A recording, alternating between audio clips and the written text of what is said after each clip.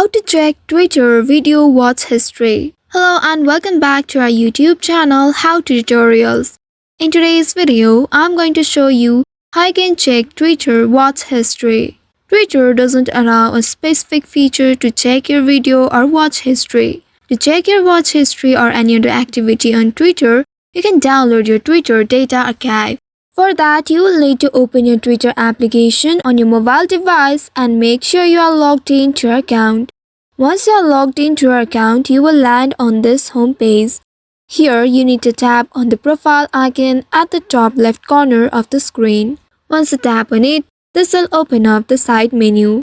Now here at the very bottom, tap on Settings and Support to expand it.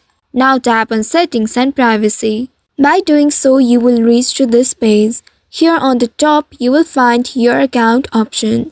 Tap on Your Account and inside it, you will be able to see Download and Archive of your data option. Now you just simply have to tap on this option and select it. Here you might need to verify your account by entering your password, and after that you will get the verification code. Once you have added the verification code sent to you, now Twitter will start preparing the file, which could take several hours depending on the size of your data, and you will be notified when it's ready for download.